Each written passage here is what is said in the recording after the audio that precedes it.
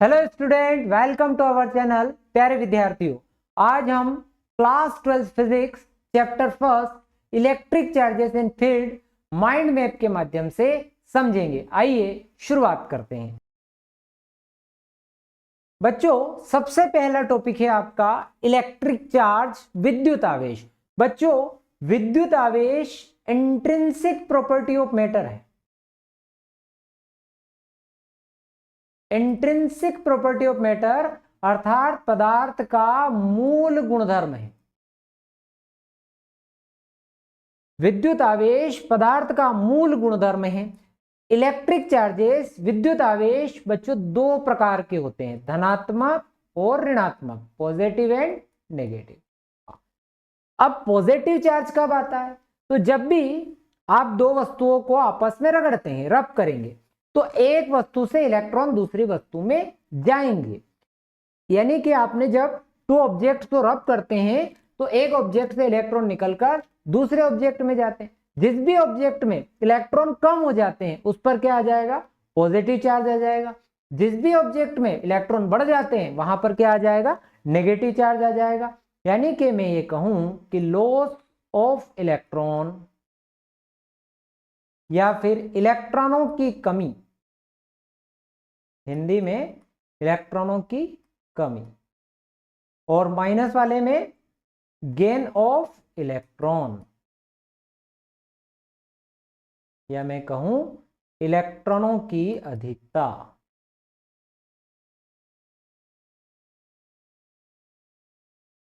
समझ आई कहानी? विद्युत आवेश दो प्रकार के होते हैं, धनावेश और ऋणावेश। बच्चों ध्यान रखना है, जिस वस्तु पर धनावेश है अर्थात उस वस्तु ने इलेक्ट्रॉन किसी वस्तु और वस्तु को दे दिए हैं। जिसके पास भी पॉजिटिव चार्ज है, समझ जाना कि उसने अपने चार्ज को ट्रांसफर किया है। जिसके पास नेगेटिव चार्ज है उसने इलेक्ट्रॉन लिए हैं, उसके पास इलेक्ट्रॉन कहीं से आए हैं। तो चार्ज टू टाइप्स के, पॉजिटिव एंड नेगेटिव। ठीक है, पॉजिटिव कब होता है? जब लॉस ऑफ इलेक्ट्रॉन होगा। नेगेटिव कब होगा? जब गेन ऑफ इलेक्ट्रॉन होगा।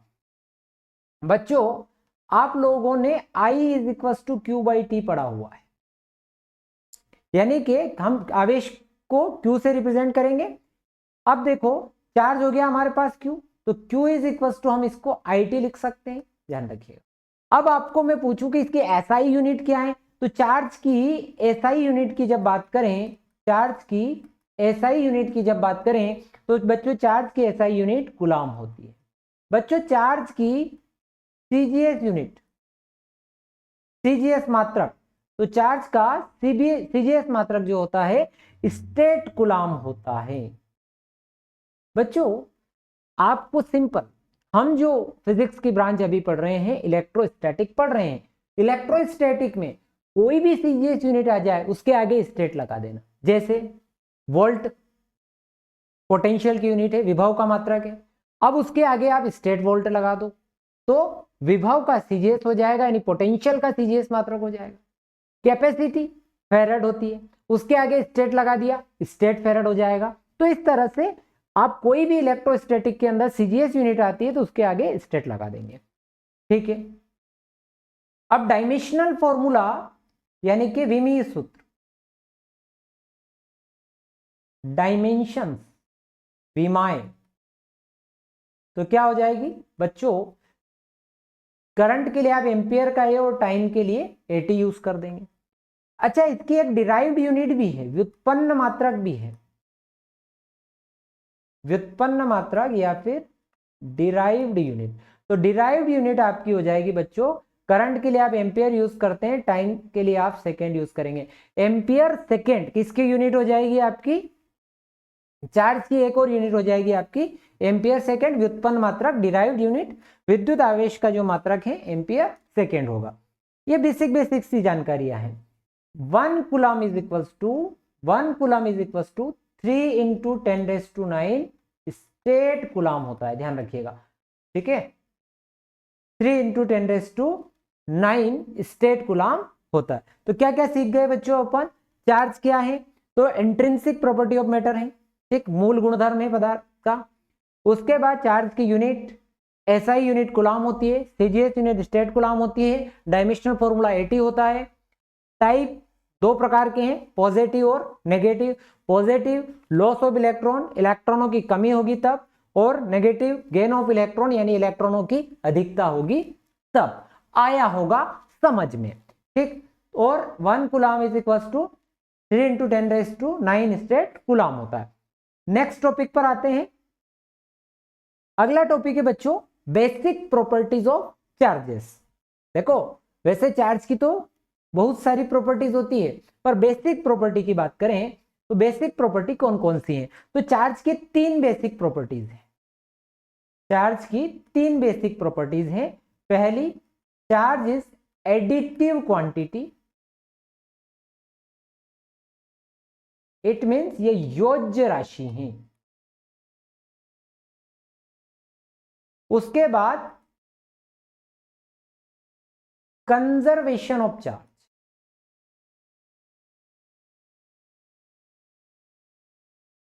आवेश संरक्षण।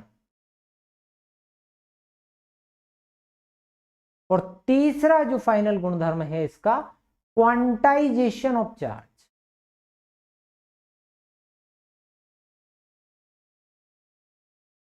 आवेश का क्वांटीकरण। बच्चों 3 मूल गुणधर्म है। पहला additive quantity, charge is additive quantity, आवेश योज्य राशि है। कंजर्वेशन ऑफ चार्ज, आवेश संरक्षित रहता है। और क्वांटाइजेशन ऑफ चार्ज, आवेश का क्वांटीकरण। एडिटिव क्वांटिटी ये बताती है कि भाई आप चार्ज को ऐड कर सकते हैं, जोड़ और घटाव कर सकते हैं, सिंपल सी बात।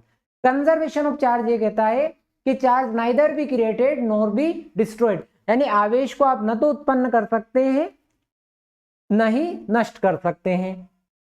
इसके लिए हम उदाहरण भी देते हैं कि जैसे ग्लास रोड को आपने सिल्क पे रख किया, ग्लास की छड़ को आपने रेशम से रगड़ते हैं तो ग्लास से जो इलेक्ट्रॉन निकलकर, जितने इलेक्ट्रॉन ग्लास से निकलते हैं उतने ही इलेक्ट्रॉन कहाँ चले जाते हैं? सिल्क में चले जाते हैं। इस तरह के उदाहरण अपन देते हैं। एक क्वांटाइजेशन ऑफ चार्ज बहुत इंपॉर्टेंट है। इसमें अपन पढ़ते हैं कि Q is equal two plus minus any. ये क्वांटाइजेशन ऑफ चार्ज। नेचर में जो चार्ज का ट्रांसफर होता है वो कंप्लीट ही होता है। तो क्वांटाइजेशन ऑफ चार्ज ये कहता है कि in nature charge is integer multiple of minimum possible charge, यानी कि प्रकृति में आवेश एक निश्चित न्यूनतम आवेश का पूर्णांक गुणज होता है। बच्चों ये निश्चित न्यूनतम आवेश क्या है? तो ये निश्चित न्यूनतम आवेश, जिसको अपन इलेक्ट्रॉनिक आवेश भी कहते हैं, इसका नाम इलेक्ट्रॉनिक चार्ज, इलेक्ट्रॉनिक आवेश, इसको ई से दर्शाते हैं अपन। और बच्चों इसकी वैल्यू हमें पता होना चाहिए, 1.6 × 10⁻19 कूलम।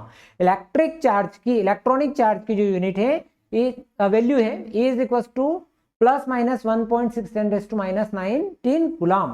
ठीक, ये इलेक्ट्रॉनिक चार्ज की यूनिट है, इलेक्ट्रॉनिक चार्ज की वैल्यू है, सॉरी माफी चाहता हूं। तो इलेक्ट्रॉनिक आवेश, इसको आप मूल आवेश भी कह सकते हैं। आपसे परीक्षा में पूछा जा सकता है कि भाई मूल आवेश का मान होता है तो आप 1.6 × 10⁻−19 कूलम लिख दीजिए।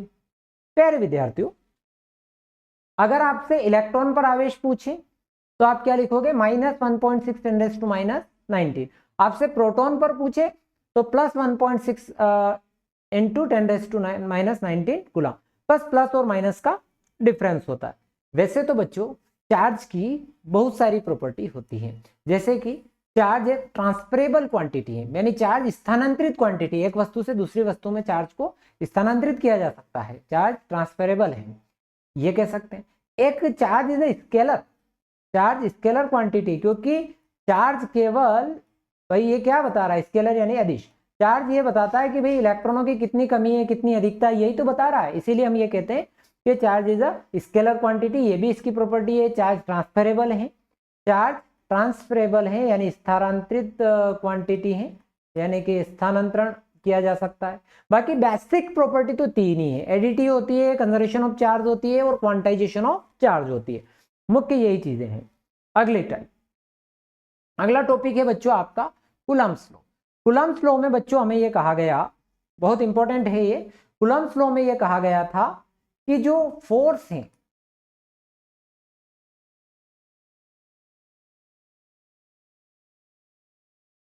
ठीक है, भाई किन्हीं भी कोई भी टॉप पॉइंट चार्ज है और दो पॉइंट चार्ज के बीच में जो फोर्स लगता है वो उन चार्जेस के प्रोडक्ट के मैग्नीट्यूड के प्रोपोर्शनल और उसके बीच की जो डिस्टेंस है उसके स्क्वायर के इनवर्सली प्रोपोर्शनल होता है। यानी कि दो बिंदु आवेशों के गुणनफल के समानुपाती तथा उनके बीच की दूरी के वर्ग के व्युत्क्रमानुपाती होती है।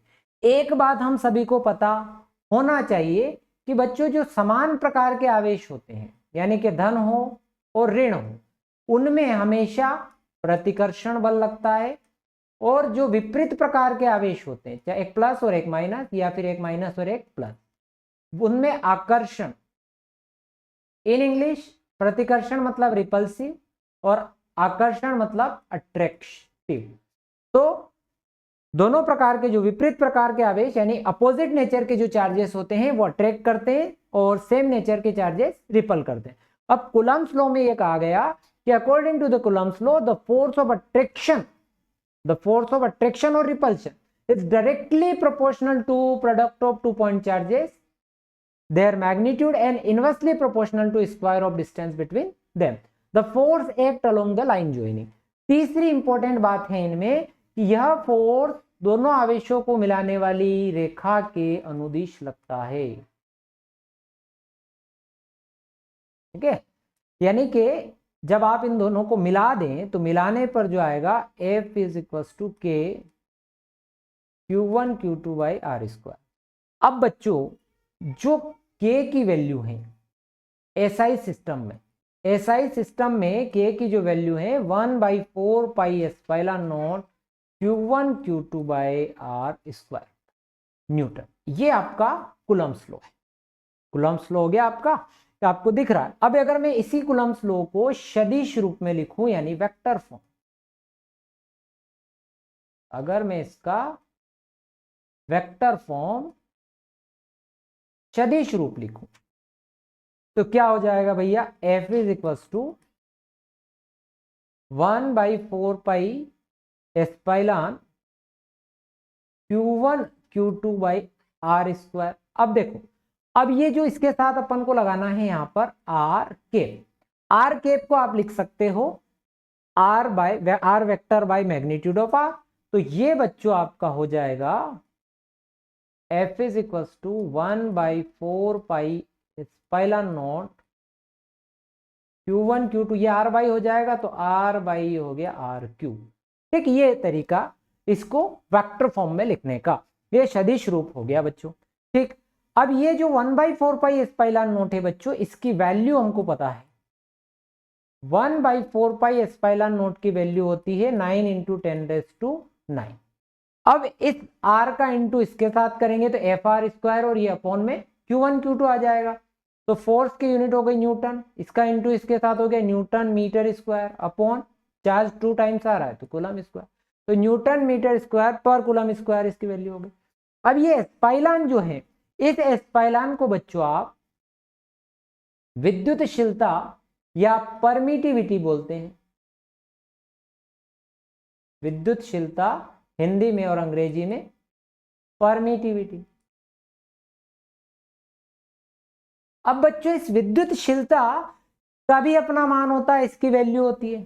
तो इस विद्युतशीलता की जो यूनिट है वैल्यू है 8.85 10⁻12। अब इसकी यूनिट चाहिए किसकी, एप्सिलॉन नॉट की, यानी कि परमिटिविटी की। तो इसको ठीक रिवर्स कर दो क्योंकि 4 पाई तो आपका कांस्टेंट है, नियतांक है। तो 1/4 एप्सिलॉन, इसको उल्टा करेंगे तो क्या हो जाएगा, कूलम ऊपर पर न्यूटन मीटर स्क्वायर, ये इसका हो गया। अब इसकी वैल्यू यूनिट यहां लगा दे, coulomb square newton inverse meter inverse, इसको इनवर्स में भी लिख लिया ताकि आपको पता चले कि सब चीजें होती है। और क्या हो सकता है, और क्या प्रश्न आते हैं यहां से, तो इसी जगह से एक प्रश्न हो सकता है एप्सिलॉन आर, ठीक है, एप्सिलॉन अपॉन एप्सिलॉन नॉट, ये एप्सिलॉन है ना, ये नॉट, यानी कि किसी माध्यम में, मीडियम में परमिटिविटी और एयर और या फिर वायु में परमिटिविटी, है ना भाई, किसी माध्यम में विद्युतशीलता और वायु या निर्वात में विद्युतशीलता के अनुपात को क्या कहते हैं, रिलेटिव परमिटिविटी यानी अपेक्षित विद्युतशीलता।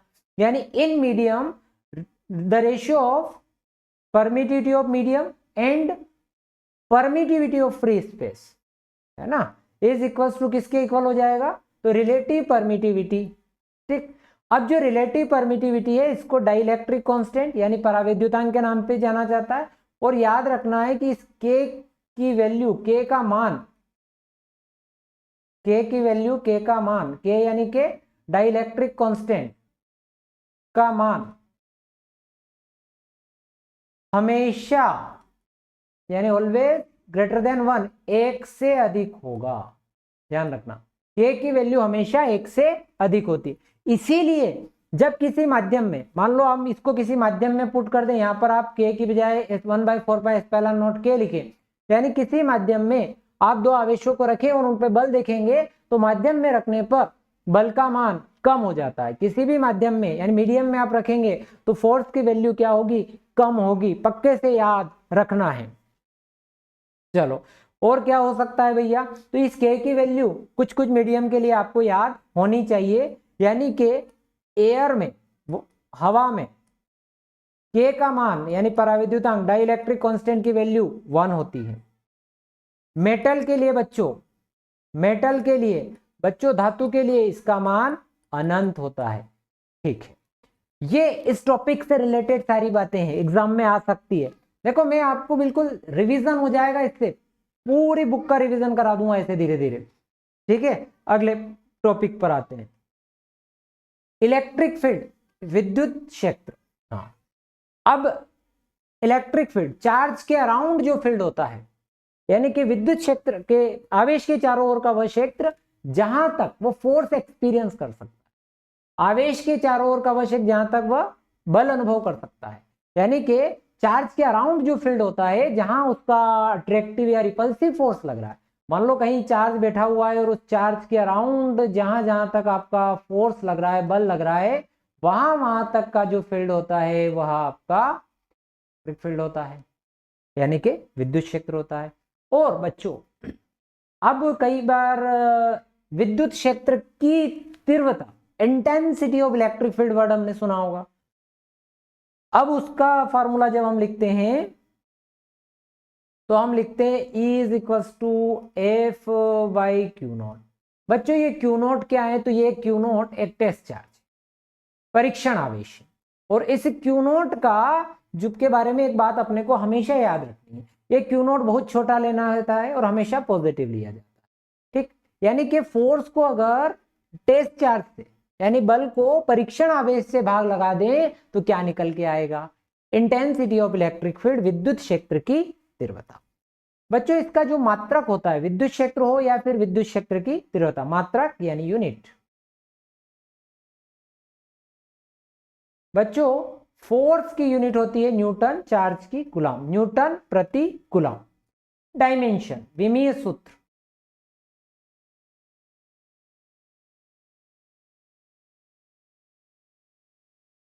डायमेंशंस विमीय सूत्र क्या बनेगा, तो बच्चों फोर्स का होता है mlt-2, चार्ज का हम पढ़ चुके at, तो m1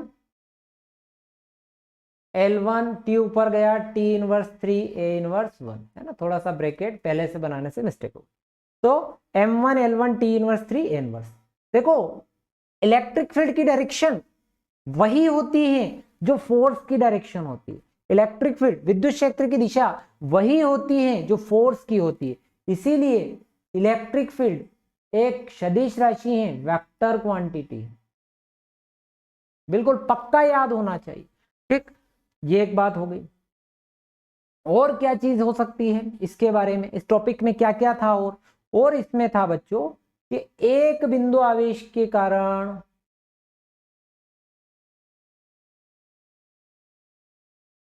विद्युत क्षेत्र की तीव्रता, या विद्युत क्षेत्र भी लिख सकते, ठीक है, तो electric field due to a point charge.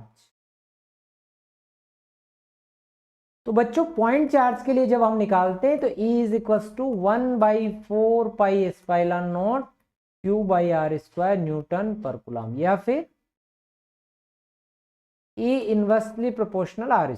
Distance बढ़ेगी, इलेक्ट्रिक फील्ड आपका कम हो जाएगा। ये एक बिंदु आवेश के कारण विद्युत क्षेत्र की तीव्रता या electric field due to a point charge, इसके लिए ये होगा। ठीक है, और क्या क्या है, तो इसमें एक चीज और हम पढ़ते हैं जिसे अपन बोलते हैं बच्चों इलेक्ट्रिक फील्ड लाइन, क्षेत्र रेखाएं। ठीक है, तो क्षेत्र रेखाओं के बारे में हम जानते हैं कि जो क्षेत्र रेखाएं होती हैं वह काल्पनिक चिकना वक्र होती हैं, यानी कि वो इमेजिनरी कर्व होती है, इमेजिनरी कर्व होती हैं, काल्पनिक वक्र होती। ठीक है, तो इलेक्ट्रिक फील्ड लाइन विद्युत क्षेत्र है ना, क्षेत्र रेखाएं जो होती हैं, विद्युत क्षेत्र रेखाएं जो होती हैं, फील्ड लाइन जो होती है, विद्युत क्षेत्र रेखाएं फील्ड लाइन जो होती है कैसी होती है भैया, चिकना वक्र होती है, काल्पनिक चिकना वक्र होती है। फील्ड लाइन के बारे में कुछ बातें हमें पता होना चाहिए। नंबर 1, दो क्षेत्र रेखाएं फील्ड लाइंस कभी भी एक दूसरे को नहीं काटेगी, कभी नहीं काटेगी, है ना, डू नॉट क्रॉस। ठीक है, कभी भी एक दूसरे को नहीं काटेगी तो क्या होगा, काटेगी तो उनकी जहां जहां वो काटती है वहां पर इलेक्ट्रिक फील्ड की दो डायरेक्शन होगी, जो कि संभव नहीं। 2 नंबर में भी ऐसे प्रश्न आ सकते हैं। इलेक्ट्रिक फील्ड जो है आपका ओपन कर्व होता है, खुला वक्र होता है, एंड कंटिन्यूअस, यानी कि सतत वक्र होता है। ठीक है, यानी कि इलेक्ट्रिक फील्ड लाइन कभी एक दूसरे को नहीं काटेगी, खुला वक्र होगी। अगर फील्ड रेखाएं पास पास हैं, यदि फील्ड रेखाएं पास पास हैं, सॉरी, यदि फील्ड रेखाएं पास पास हैं तो इलेक्ट्रिक फील्ड स्ट्रांग होगा, यदि फील्ड रेखाएं दूर दूर हैं तो इलेक्ट्रिक फील्ड आपका वीक होगा।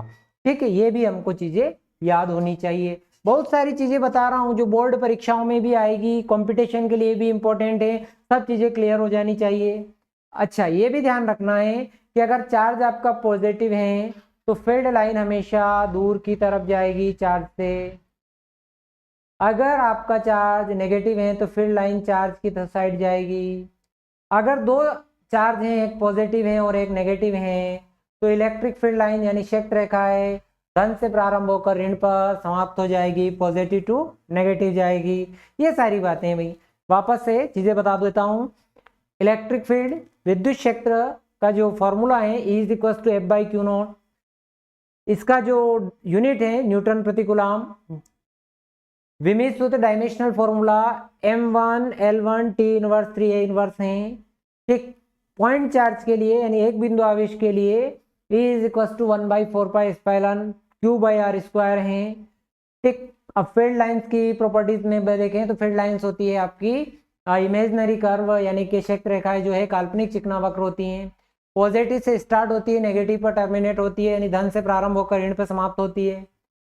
दो बल रेखाएं कभी भी एक दूसरे को नहीं काटेगी, अगर काटेगी तो क्या होगा, जहां क्रॉस करेगी वहां पर 2 डायरेक्शन होगी, जो कि पॉसिबल नहीं है। Electric field lines open curve होती है, खुला वक्र होती है, कंटिन्यूअस कर्व होती है।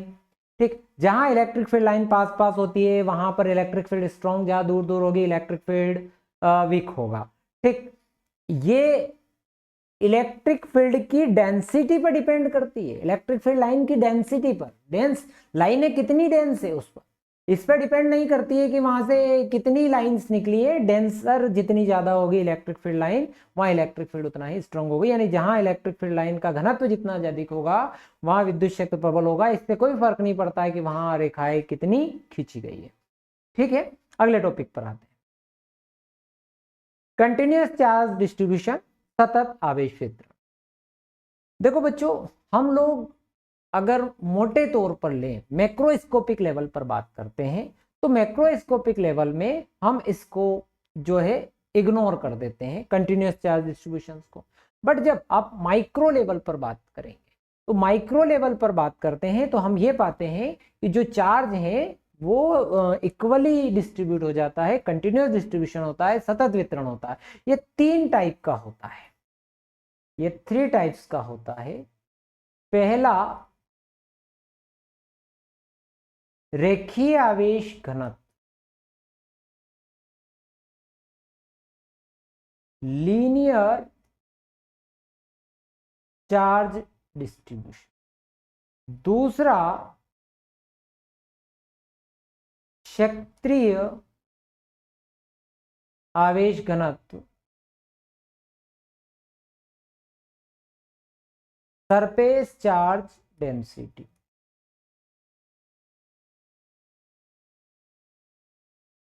तीसरा आयतन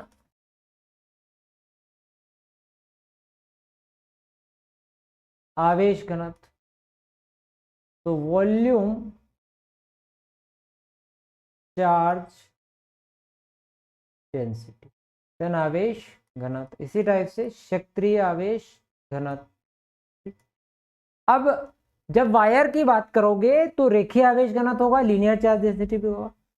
सरफेस चार्ज डेंसिटी की बात करोगे तो जब पूरे चार्ज सरफेस पर फैलेगा और पूरा ऑल ओवर अगर हम उसको पूरा कवर करता है यानी क्यूबॉइड के टाइप, तो वहां पर होगा वॉल्यूम चार्ज डेंसिटी। इसमें वायर वाले में lambda is equal to Q by L, इसमें sigma is equal to Q by A, और ये rho is equal to Q by V हो जाएगा। यूनिट की बात करोगे यानी मात्रक की बात करोगे तो चार्ज की यूनिट कुलाम होती है, यानी आवेश का कुलाम और लेंथ का मीटर। यहाँ पर कुलाम एरिया का मीटर स्क्वायर, चार्ज का कुलाम और वॉल्यूम का मीटर क्यूब। यानी कि आवेश का जो मात्रक कुलाम होता है उसे जैसे जो रेखीय आवेश घनत्व का हो जाएगा कुलाम पर मीटर, क्षेत्रीय आवेश घनत्व का कुलाम पर मीटर स्क्वायर, और आयतन आवेश घनत्व का कुलाम पर मीटर क्यूब हो जाएगा। ठीक है, अगले टॉपिक की बात करें, विद्युत द्विध्रुव। देखो ये टॉपिक भी बहुत बढ़िया है। इलेक्ट्रिक डाइपोल, इलेक्ट्रिक डाइपोल ये कहते हैं कि two equal but opposite charges at a small separation, दो बराबर और विपरीत आवेश एक दूसरे से अगर कम दूरी पर हो तो उसे कहा जाता है विद्युत द्विध्रुव, इलेक्ट्रिक डाइपोल। अब इलेक्ट्रिक डाइपोल जो होता है बच्चों, इस पर जो नेट आवेश है,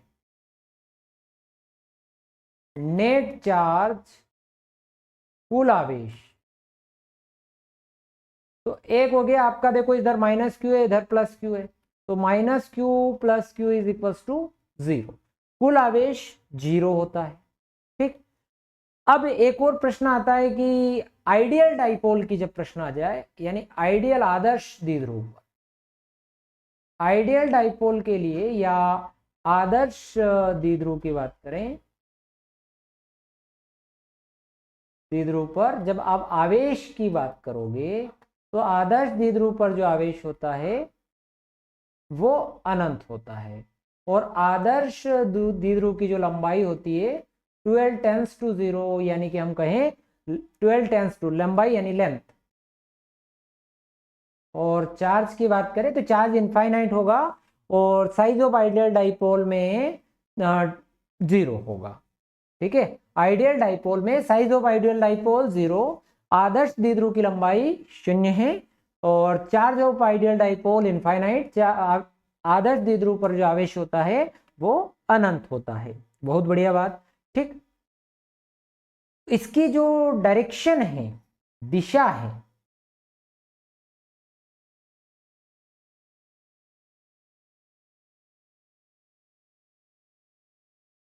इसकी जो दिशा है वो नेगेटिव टू पॉजिटिव, धन से ऋण की ओर। ठीक है, धन से ऋण से धन की ओर होती है। अब इसमें एक चीज और आती है कि ये 2 टाइप्स के होते हैं, ये 2 प्रकार के होते हैं, यानी कि एक तो पोलर यानी कि ध्रुवीय, और एक होते हैं नॉन पोलर अध्रुवीय। पोलर के जो एग्जाम्पल हैं याद रखिएगा, H2N2O2, इधर H2O NaCl, ये सारे एग्जाम्पल यानी उदाहरण हैं। ठीक, उसके बाद एक चीज और है जो इसमें हमको पढ़नी है, वो है द्विध्रुव आघूर्ण, यानी कि डाइपोल मोमेंट।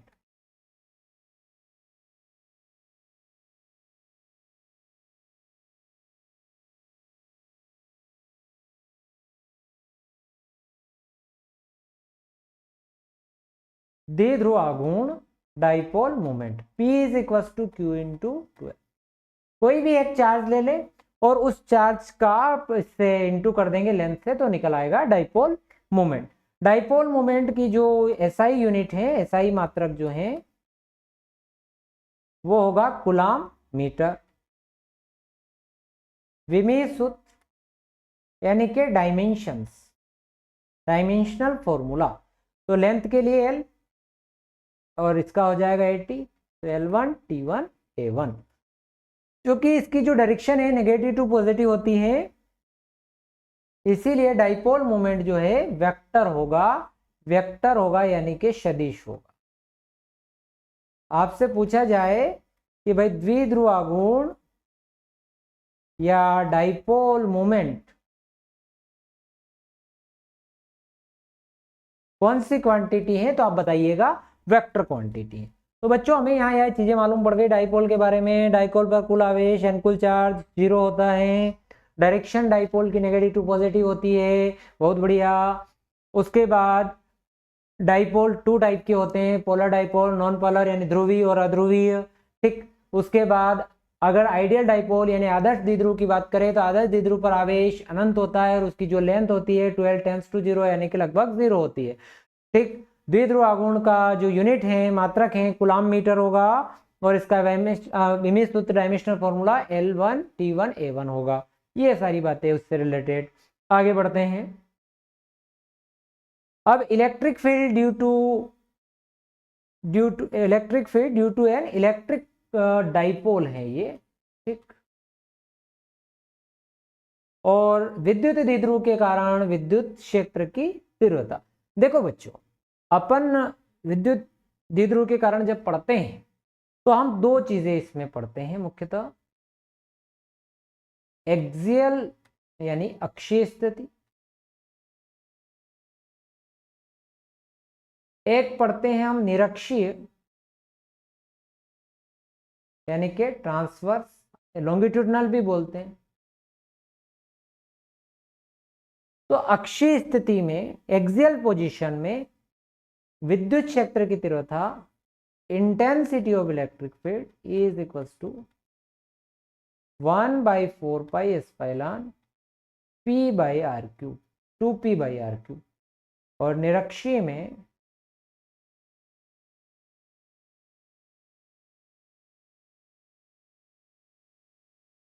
पहली चीज तो आप यहां ये देखें कि जो एक्सियल वाली है, अक्षीय वाली है, उसके कंपेयर में निरक्षीय वाली जो है, ट्रांसवर्स वाली है, वो ठीक हाफ है, या हम उल्टा कहें कि अक्षीय वाली निरक्षीय की डबल है।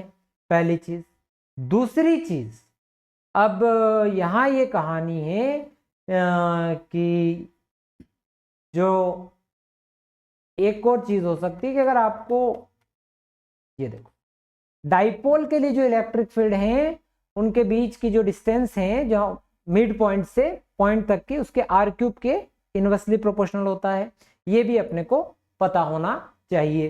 ठीक, ये 2 बातें हैं इससे रिलेटेड। तो ठीक, आगे अगर देखें बल आघूर्ण, विद्युत द्विध्रुव के कारण बल आघूर्ण, तो बच्चों जब इलेक्ट्रिक फील्ड की वजह से आप टॉर्क देखते हैं, टॉर्क कौन है, डाइपोल, तो अब इसमें टॉर्क का जो फॉर्मूला है, जो फॉर्मूला आया था वो आया tau is equal to PE sine theta. या फिर बच्चा इसको ऐसे लिखो, टॉर्क P क्रॉस E। इसमें 3 मुख्य बातें आपको याद रखनी है जो आपके ऑब्जेक्टिव में आ सकती हैं। पहली तो ये हो ही गई फॉर्मूला। अब यदि थीटा इज इक्वल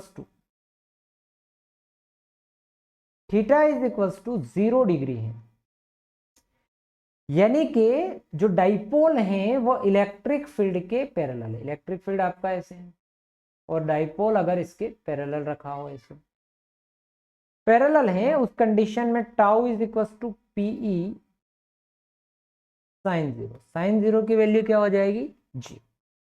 या फिर थीटा इज इक्वल टू अगर 90 डिग्री हो तो टाउ इज इक्वल टू 90 की कंडीशन में साइन 90 की वैल्यू होती है 1, और 180 हो तो tau is equal to PE sine 180, यानी ये वैल्यू हो जाएगी। ठीक है, ये तीन चीजें अपने को याद होनी चाहिए कि इस पर क्या होता है, इस पर क्या नहीं होता है, ये भी अपने को पता होना चाहिए।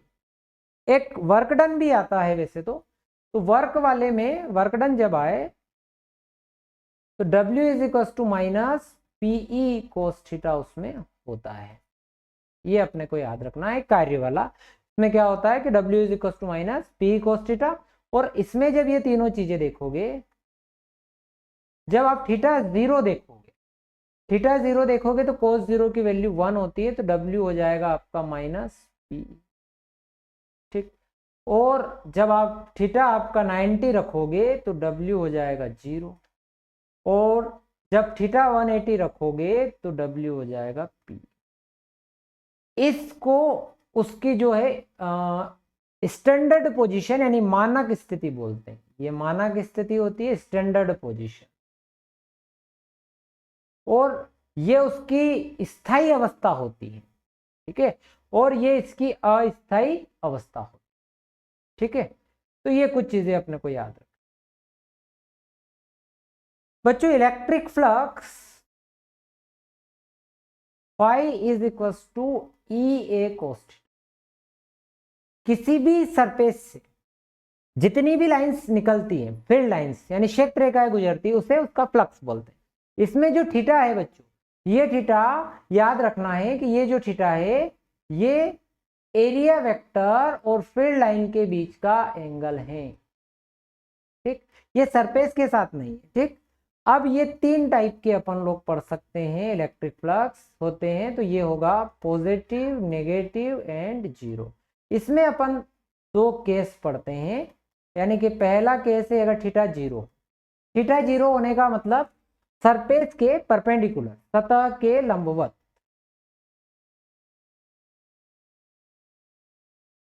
और सतह के लंबवत हैं, यानी कि phi is equal to E A cos zero, तो ये हो जाएगा आपका ई ए।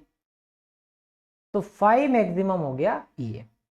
एक और केस होगा आपका theta is equal to 90 degree, तो phi is equal to E A cos 90, यानी कि सतह के समांतर, पैरेलल टू द सरफेस, तो फाई इज इक्वल टू हो जाएगा 0। बच्चा, यानी कि मिनिमम किस कंडीशन में होगा, जब सरफेस के पैरेलल हैं, सतह के समानांतर हैं।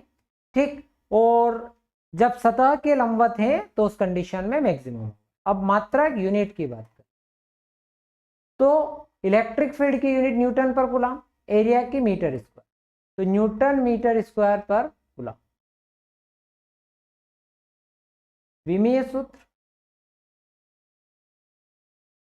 डायमेंशनल फॉर्मूला, तो अब आप इसका डायमेंशनल फॉर्मूला निकालेंगे। तो फोर्स का यानी न्यूटन के लिए हो गया mlt माइनस 2, एल स्क्वायर का ये एल क्यूब हो जाएगा अपॉन 80, तो ये आ गया m1 L cube t inverse 3 a inverse 1। प्यारे विद्यार्थियों, एक बात और ध्यान रखें कि ये जो क्वांटिटी है वो कौन सी है, या राशि कौन सी है, अदिश है, यानी कि स्केलर क्वांटिटी है, यह अदिश। ठीक, याद रखना। ठीक है भैया, अब और क्या चीजें हैं। अब गाउस लो, सबसे इंपॉर्टेंट, गाउस का नियम, ये जो है फाई बराबर क्यू बाई एप्सिलॉन नॉट, यानी अगर मैं कहूं कि इलेक्ट्रिक फ्लक्स, ठीक है, तो net charge passing through the surface है ना, क्या जो नेट चार्ज है ना 1 by epsilon naught times net charge passing through the surface, यानी नेट चार्ज जितना होगा उस नेट चार्ज का 1 बाई एप्सिलॉन नॉट होता है। Electric flux is equal to the 1 by epsilon naught times net charge inside the surface. Mistake हो गई थी, यानी कि किसी पृष्ठ के भीतर उपस्थित कुल आवेश का 1/एप्सिलॉन 0 गुना होता है। ठीक है भैया, ये एक चीज हो गई। गाउस के नियम के बारे में कुछ बातें याद रखनी है। गाउस का नियम जो है, जितना भी आवेश आपका भीतर होगा, भीतर स्थित आवेश के लिए पर लागू होता है। भीतर स्थित आवेश पर के लिए वैलिड है, यानी इनसाइड जितना चार्ज होगा उसके लिए, और इनसाइड भी जो नेट चार्ज है, कुल आवेश है, उसके लिए वैलिड है। ठीक है, net charge inside the surface. ठीक, यानी कि किसी भी पृष्ठ के यानी सतह के भीतर यानी सरफेस के अंदर जितना चार्ज है उस पर डिपेंड करता है। आउटसाइड वाले चार्ज के लिए लागू नहीं होता है, आउटसाइड पर लागू नहीं होता है। यानी कि आउटसाइड अगर कोई सरफेस है, मान लो ये सरफेस, जितना भी चार्ज अंदर है, अब यहां आपको फ्लक्स चाहिए तो फ्लक्स 0 होगा क्योंकि यहां पर कोई चार्ज है नहीं है इनसाइड के लिए। और जब भी हमको इसके एप्लीकेशन वगैरह वगैरह लेंगे तो हम लोग लेंगे गाउसियन सरफेस, और गाउसियन सरफेस के लिए हम लोग क्या करते हैं, एक ऐसा सरफेस कंसीडर करेंगे क्लोज सरफेस, और उसमें भी ये ध्यान रखेंगे कि जो चार्ज है उस पर सरफेस के ऊपर नहीं आए, पृष्ठ के ऊपर नहीं आए।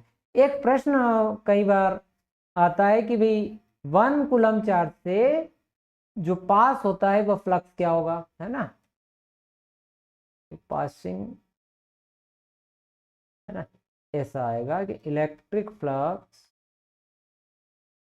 Passing through the surface, electric flux passing through the 1 coulomb charge, है ना।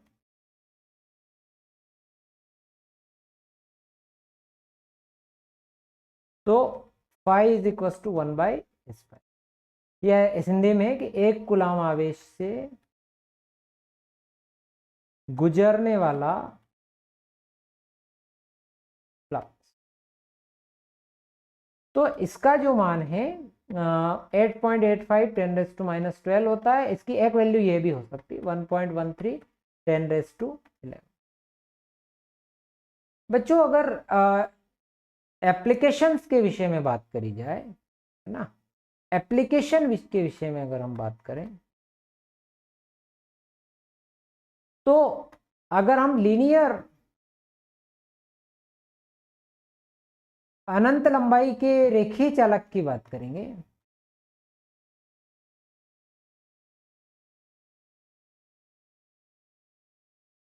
या फिर इनफाइनाइट लेंथ जो लीनियर चार्ज वायर है, इनफाइनाइट लेंथ वायर के लिए बात करेंगे, तो उसके लिए जो फार्मूला आएगा E is equal to lambda by 2 pi epsilon naught R, यानी कि जो E है उसकी लेंथ के इनवर्सली प्रोपोर्शनल होता है।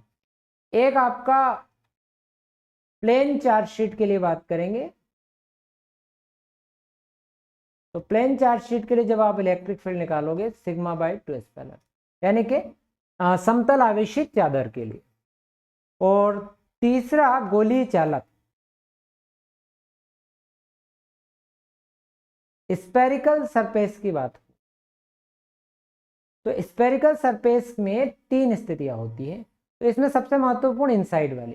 तो अगर स्पेरिकल सरफेस में चार्ज इस टाइप से डिस्ट्रीब्यूट है, तो अब अंदर सरफेस के कोई चार्ज है नहीं, तो कोई चार्ज है नहीं तो इलेक्ट्रिक फील्ड इसका 0 होता है। ये प्रश्न भी कई बार आता है कि भाई सरफेस के भीतर इलेक्ट्रिक चार्ज होता है। प्यारे विद्यार्थियों, मैंने हर एक टॉपिक को माइंड मैप के माध्यम से कवर करने का प्रयास किया। अगर आपको वीडियो अच्छा लगा हो तो चैनल को सब्सक्राइब कर लेना और अपने दोस्तों के साथ शेयर करना मत भूलना। Thank you very much. मिलते हैं नेक्स्ट वीडियो में।